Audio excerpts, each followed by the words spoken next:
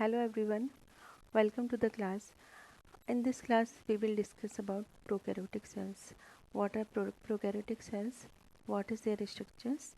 What organelles are present inside the prokaryotic cells? Introduction. What is the cell? Cell is the functional and structural unit of the body. It means cell is the structural unit of the body and cell is the functional unit of the body. Structural unit का मतलब होता है कि हमारी body बहुत सारी sales से मिलकर बनी होती है. सेल्स बॉडी की एक आधारीय यूनिट होती है, बेसिक यूनिट होती है.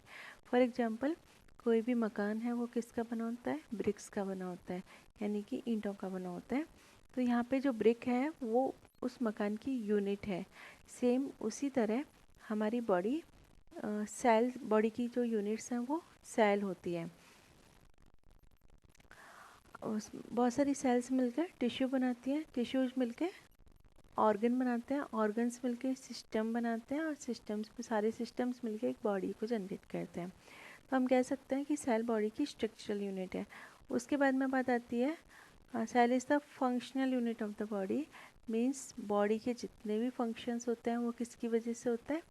सेल्स की वजह से होता है. जैसे हमारी बॉडी कोई भी फंक्शन कर रही है तो उसमें किसका रोल होता है? बॉडी के सिस्टम्स का. चाहे वो नर्वस सिस्टम है, मस्कुलर सिस्टम है, रेस्पिरेटरी सिस्टम है, डाइजेस्टिव सिस्टम है, कोई भी सिस्टम है उसका रोल है. अब ये सिस्टम क्या है? सिस्टम भी तो किसका बना है? बहुत सारे ऑर्गन्स का बना है. और वो ऑर्गन्स क्या है? बहुत सारे टिश्यूज़ के बने हैं. और टिश्यूज़ क्या है? सेल्स के बने हैं. यानी कि जो सिस्टम फंक्शन कर रहा है, जो बॉडी फंक्शन कर रही है, वो किस वजह से कर रही है? सेल्स के फंक्शन की वजह से कर रही है.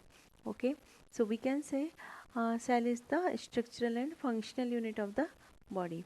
उसके बाद है various physical and metabolic functions are carried out by the cell in the body. अभी अभी मैंने यही बताया आपको कि हमारी बॉडी के जितने भी फंक्शंस होते हैं, चाहे वो मेटाबॉलिक फंक्शंस हो, चाहे वो फिजिकल फंक्शंस हो, किसकी वजह से होते हैं?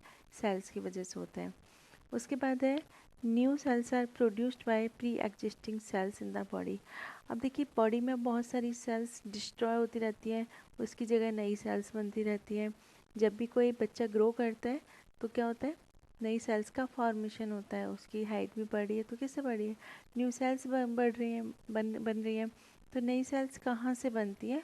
जो पहले से बॉडी के अंदर सेल्स हैं उन्हीं में डिवीजन होता है और सेल्स बनती है.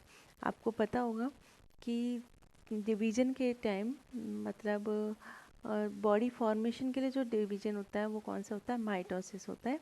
और मियोसिस कब होता है? जब गैमीट फॉर्मेशन के लिए रिक्वायर्ड होता है मियोसिस.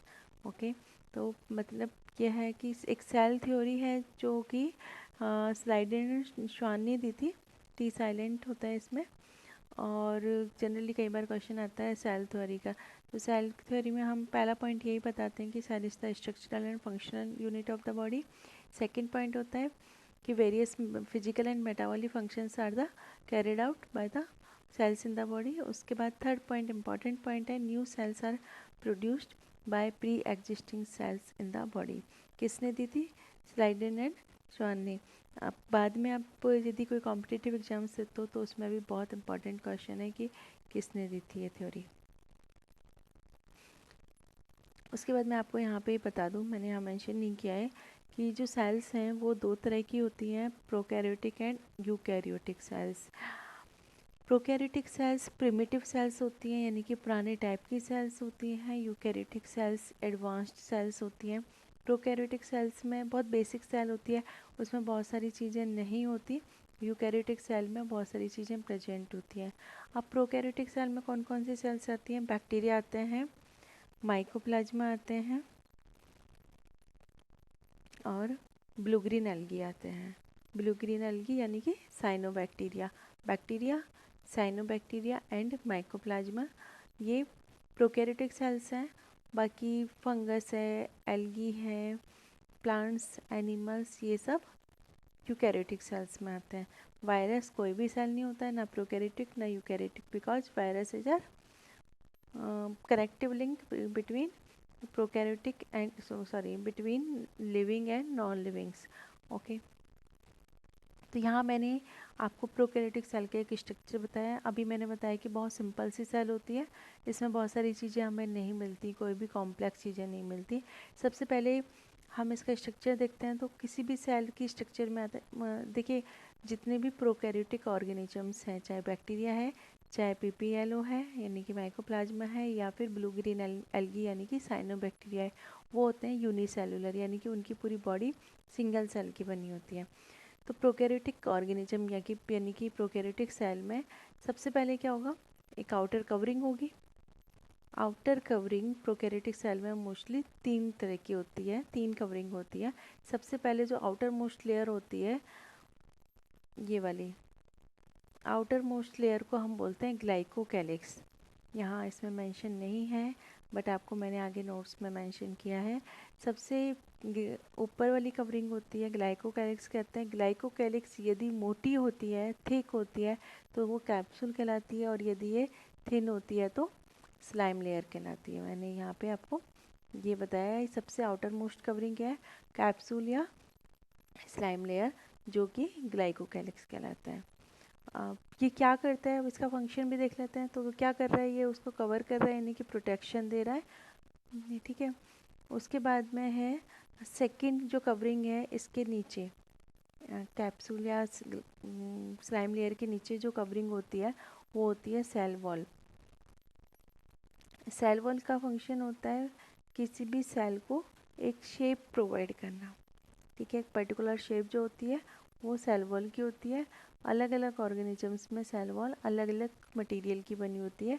फॉर एग्जांपल बैक्टीरिया में सेल वॉल बनी होती है पेप्टाइडोग्लाइकेन की, ओके। तो सेल वॉल हो गई मिडिल लेयर। उसके बाद में इंटरनल लेयर यानी कि सबसे नीचे क्या है, प्लाज्मा मेम्ब्रेन। प्लाज्मा मेम्ब्रेन को हम सेल मेम्ब्रेन भी बोल सकते हैं, प्लाज्मा लेमा भी बोल सकते हैं। तो सबसे पहली हुई कैप्सूल, उसके बाद में है सेल वॉल, फिर है प्लाज्मा लेयर। प्लाज्मा मेम्ब्रेन का फंक्शन होता है मटेरियल जो है सेल के कुछ बाहर होगा कुछ अंदर होगा, बाहर से अंदर लाना, अंदर से बाहर लाना।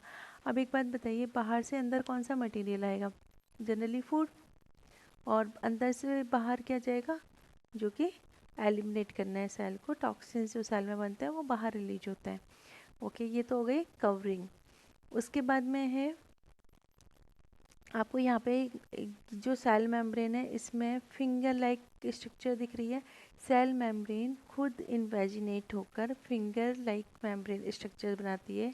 यहाँ मैंने 2 जगह हमने शो किया हुआ है, उसको बोलते हैं इस पे क्या है, रेस्पिरेशन के लिए एंजाइम्स प्रेजेंट होते हैं। इन स्ट्रक्चर्स को बोलते हैं मीजोजोम। देखो यहाँ पे मीजोजोम बहुत अच्छे से क्लियर हो रहा है। मीजोजोम क्या है, प्लाज्मा मेम्ब्रेन का साइटोप्लाज्म है। ये प्लाज्मा मेम्ब्रेन ने साइटोप्लाज्म को कवर किया हुआ है। प्लाज्मा मेम्ब्रेन का साइटोप्लाज्म में फिंगर लाइक इन्वेजिनेशन बनाना मीजोजोम कहलाता है।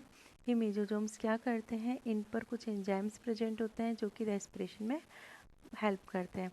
देखो आपको यूकैरियोटिक सेल में माइटोकॉन्ड्रिया पढ़ने को मिलेगा, वो माइटोकॉन्ड्रिया यहाँ एब्सेंट होता है। माइटोकॉन्ड्रिया का फंक्शन होता है रेस्पिरेशन में हेल्प करना, वहाँ यहाँ पे नहीं होता प्रोकैरियोटिक सेल में। तो माइटोकॉन्ड्रिया वाला फंक्शन कौन करता है, मीजोजोम करता है।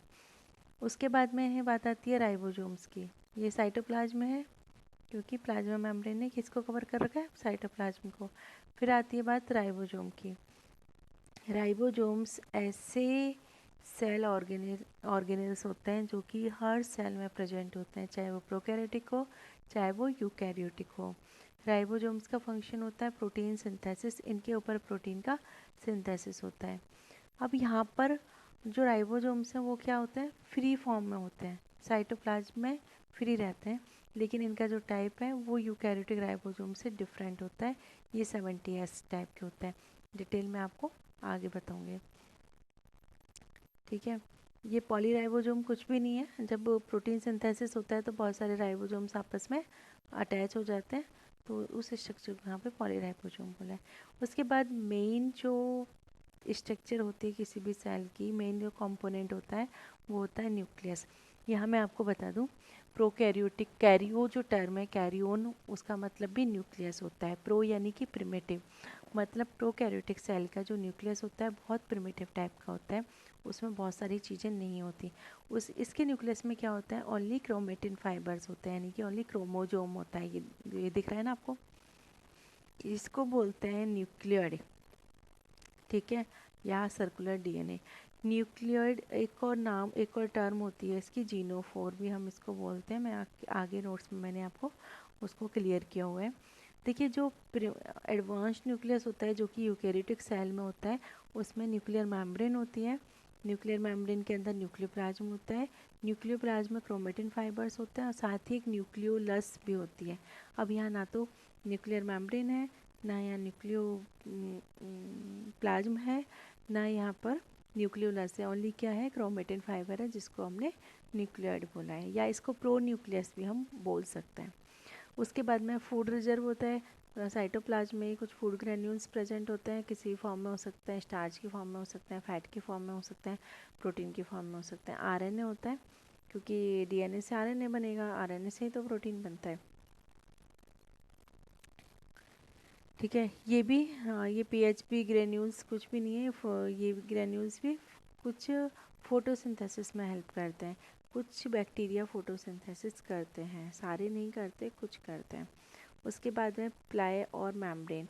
देखिए यहाँ पर कुछ फिम्बरी, सॉरी प्लाई को हम फिम्बरी बोलते हैं, कुछ फाइबर लाइक स्ट्रक्चर्स हैं, इनको बोलते हैं पाइली और फिम्बरी। ये क्या करती हैं, जब बैक्टीरिया या प्रोकैरियोटिक सेल किसी सरफेस पर बैठते हैं तो वहाँ पे इनसे अटैच हो जाते हैं, अटैचमेंट में हेल्प करते हैं। हेयर लाइक स्ट्रक्चर्स होता है, बहुत सारे हो सकते हैं, पूरी सरफेस पर प्रेजेंट हो सकते हैं। उसके बाद है प्लाज्मिड और एपिसोम।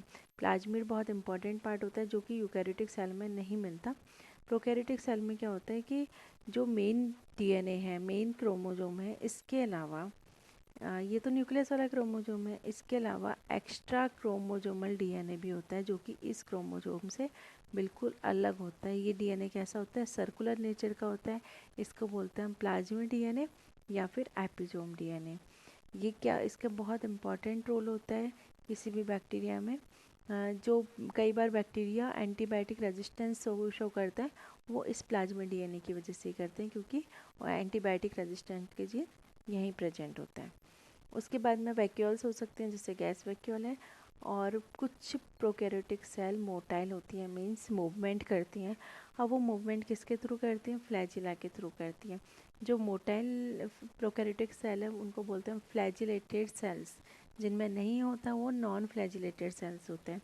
अब ये फ्लैजिला, देखो ये भी हेयर लाइक स्ट्रक्चर है, ये भी हेयर लाइक स्ट्रक्चर है, लेकिन ये लंबी स्ट्रक्चर है, ये बहुत छोटे छोटे हेयर्स होते हैं।